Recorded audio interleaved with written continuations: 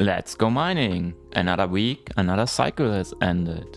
What happened this time? As always, we start with the liquidity pool. But no, that's actually not true. It will probably be for a long time the last time we start with the liquidity pool, because I've withdrawn my complete liquidity, but we go into that a bit later. So first of all, we ranked 47 and we got $3.59 in fees, and we got 26 token, which net around $13.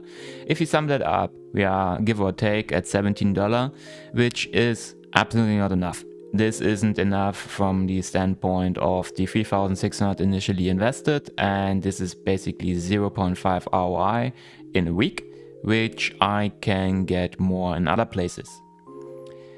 Why do I get so little? Well, first of all, which is a very good thing, is if we go and look at the liquidity, you can see a total liquidity of 1.5 million is currently provided. In the past, it was like, I can remember where I saw something like 200,000, 300,000. So there were points in time where I was 1% of the total liquidity provided with my 3,600 investment. The second reason probably is I have taken quite large pools because I don't want to always watch the charts and need to rebalance my pools, because this is always incurring swap fees, and these are not that low. So if you imagine your swapping is going for the 1% fee pool, you also already have to pay 1% in fees for the swap. And this is not yet slippage and so on and so forth, so you are always paying quite a bit.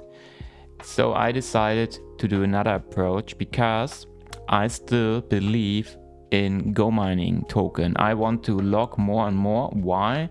Because maybe you noticed a huge thing. Gomining is now available to be traded on Kraken. And I think this is huge for the gomining ecosystem, especially for the gomining token itself. So my approach going forward for the foreseeable future is I put my 3,100, extracted them and put them to work in my Pionex dual investment. You can see it here, it's already grown a bit, and I think I have made like 30 or 40 bucks already with my dual investment in a couple last days. Tomorrow I will earn another $8. This approach I'm taking, I'm always trading Ethereum, because this is more or less bringing you the highest ROI.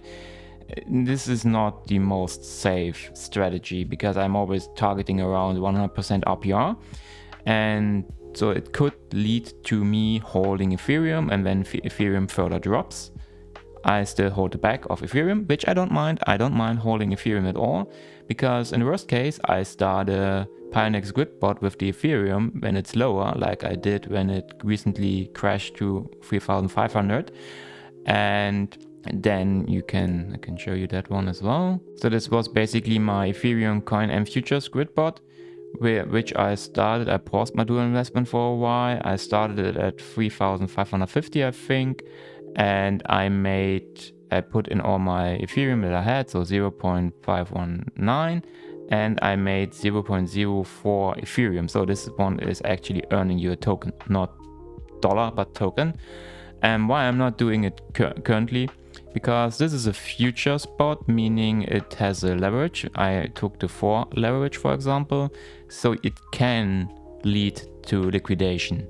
So you can lose everything. So I want to have a low starting point. So that's why I'm doing currently dual investment.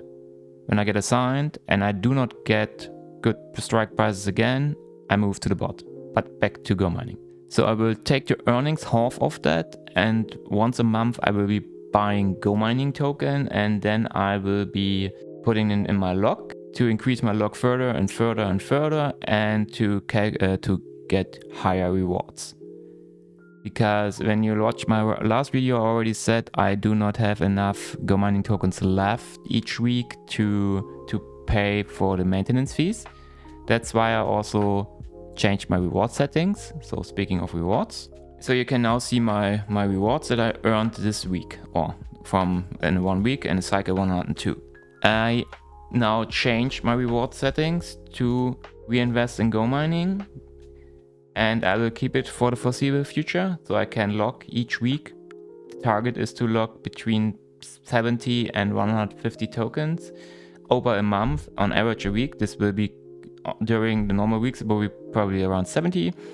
But when I once a month buy an additional Go mining token, I've hopefully end in a month with around 400 to 500 Go mining token. Also depending on how the Go mining token compared to the Bitcoin price is moving. All right. We collected 168 Go mining tokens gross. We paid 92, more or less 93 Go mining token fees and made around 75 Go mining token in profits. These are the Go mining tokens I can lock and increase my earnings further. So I already locked. So you can see I already locked a couple of times. So I am not waiting during the week is over to lock. I'm locking here and locking there. When you lock, you need to be careful that you keep enough in your virtual wallet to pay the maintenance fees for the next day. I'm not sure if this is a problem. I have not tried it, but I can imagine that. So because first it gets extracted and later on you get the rewards. So you should always have at least one day to be able to pay the fees that come your way. So I think in my case it's around 15 tokens I need to have in my wallet, depending on the Go mining token price as well, of course. And yeah, so what else did we get? So as always, we got the Go mining rewards for locking. In this case, it's around 8 again, and 5 additional one from the bounty program, which are also moved into the lock. So as we're trying to increase the utility of the Go mining token and as well as increase the availability for further exchanges, I think it's a good idea to, at least my plan is moving forward, to lock more Go mining token in the foreseeable future, to have more available in the far future, and maybe also keep some in the wallet for trading. I don't know yet, but if you watch the Go mining token price, it stays at least stable. It's rising in the past couple of days, but everything is rising in the past couple of days. So but I think this is a safer bet than other tokens. I mean, I would rather have Bitcoin, but this could go 10x or not.